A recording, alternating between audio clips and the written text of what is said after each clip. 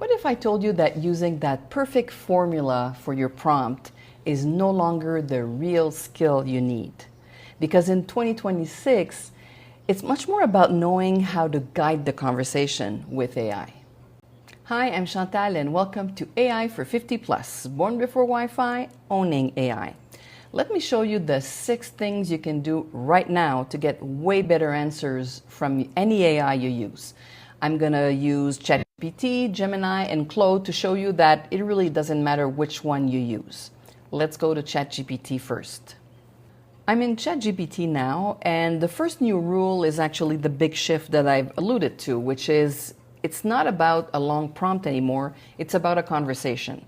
The old mindset would be, what should I type? And now the new one is, okay, so how can I guide this? So I've started with a first question. I'm in a temporary chat because AI knows me now, so I want it to be as general as possible. I'm planning a trip to Rome for me and my husband from May 10th to the 13th. We enjoy good food, walking, and cultural sites. Give me a 3-day itinerary.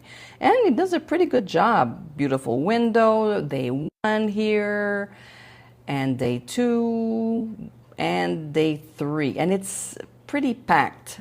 So let's see how we can make it better. So I've copied the next step in my conversation here to see if it would be a bit better. So I said, this looks a bit too packed.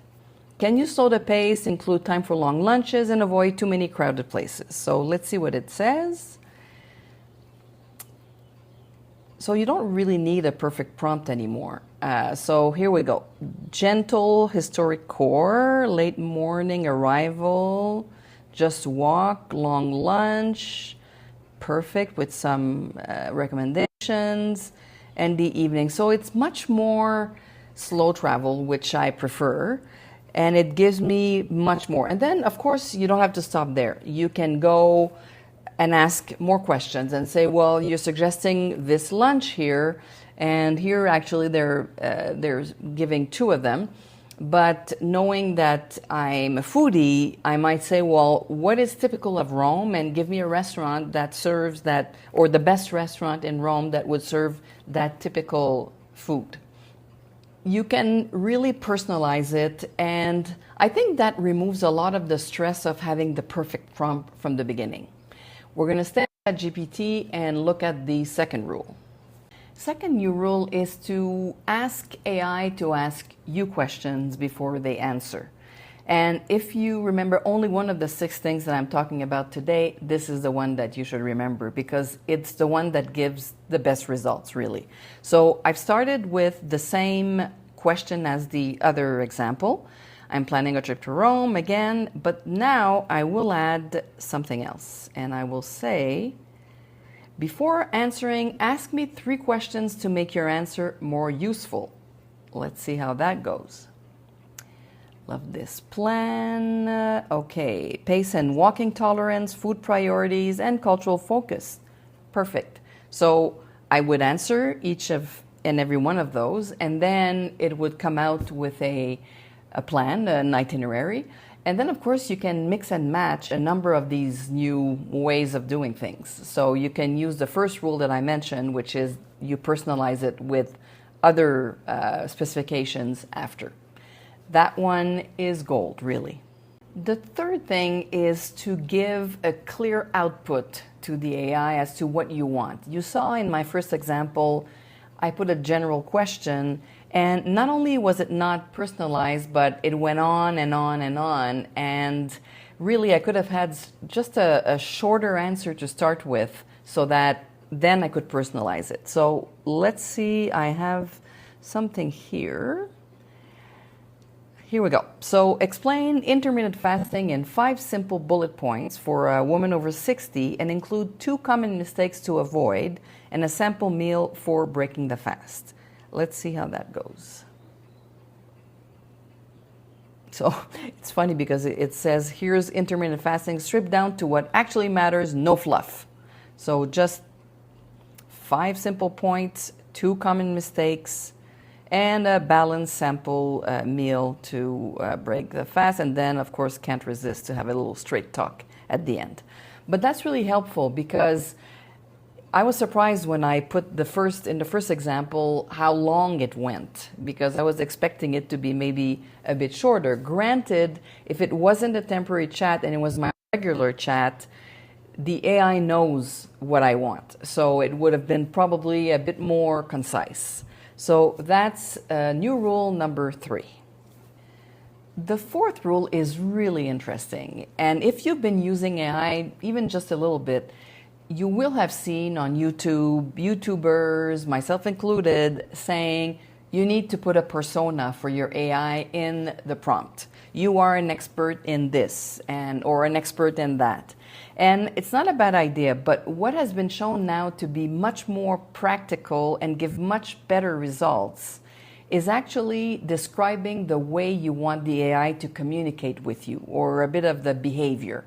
So for example, instead of saying you're an expert, you would say you're a teacher who specializes in, or you're a coach with 10 years experience, or you're a storyteller. You don't evacuate the expertise part, you add it, but by saying coach or storyteller or teacher, you actually tell the AI how to communicate with you. And often the answers are so much better. So let me show you, I'm in Gemini now, and we'll do this one and the next one in Gemini. Let me show you, I've already copied a prompt. So you are a patient teacher specializing in artificial intelligence. Explain what ChatGPT is to someone over 50 who is curious but a bit intimidated by technology. Use simple language, short steps, and a real-life example. Let's see what Gemini says about that.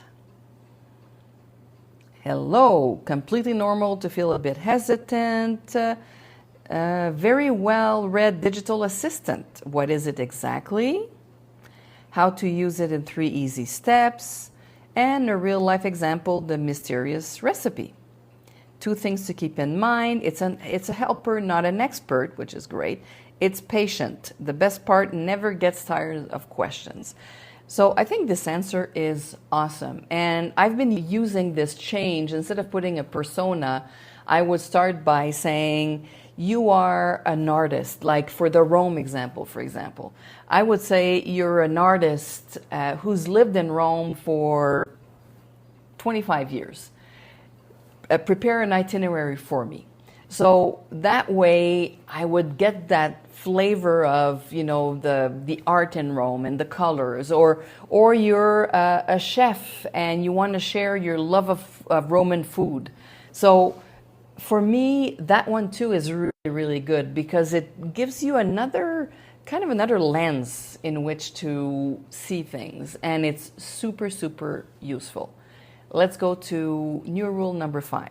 5th new rule is the refinement loop, or the ongoing conversation. We've seen it a bit in number 1, but this one is you start even simpler. So I'm still in Gemini and I have this very general prompt. Usually I would not be that general, but give me 5 healthy breakfast ideas. Let's go and see what it says. Savory avocado toast with egg, overnight chia seed pudding. I don't like chia. Greek yogurt power bowl, veggie pack scrambles, steel cut oats with nut butter. Okay, here we go. And then let's now, I've copied this, ask for something even simpler and faster to prepare. Although it does look pretty easy, but hey, let's see. It didn't ask me what I wanted, so here we go. The 2-minute yogurt cup, almond butter rice cakes, instant cold oats, hard-boiled eggs and apple. Yeah, it's even simpler if it was possible. And then you can continue. Let's do this one. Give me a shopping list.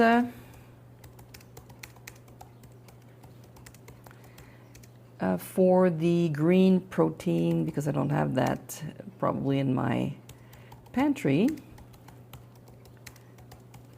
Smoothie. Here we go. Let's see. And then it gives me the core ingredients and optional boosters. So you can continue that like for a while, and you get better and better answers, and actually answers that are more and more tailored to you. Let's now go to Claude for the last new rule. The sixth new rule is actually a critical skill, and it's all about verification. AI is very powerful, but it won't tell you if it doesn't know, or it won't share where it takes the information unless you specifically ask for it. So let me show you here. I'm in Claude now. What are the benefits of strength training? Include your sources, so I'm verifying from the beginning. Are there any risks or downsides I should know about? Let's see if it gives me a good answer or if it's a bit vague. So Claude is thinking, searching the web. Want to be notified? Wow, that's a long answer. Okay, I'll wait and I'll get back to you when it gives me an answer. And I'm back with the answer. Benefits of strength training, a lot of benefits, of course. And then risks and downsides, and is giving quite a few with a bottom line. But had I not asked for the sources, I would never have had all the sources that I have here. For example, Strength Log and Penn Medicine, Mayo Clinic, Harvard's Healthline. And I would not have had the risk and downside. It would have been very encouraging, go, go, go, without being very specific. So that's the sixth new rule. The key takeaway is that using AI is no longer about writing that long, perfect prompt. It's about managing the conversation with AI. Try one of these 6 ideas today, especially the one where AI asks you questions. You'll see the difference immediately. If you'd like to see more videos about how to use AI in your daily life, you'll love these. See you in the next one.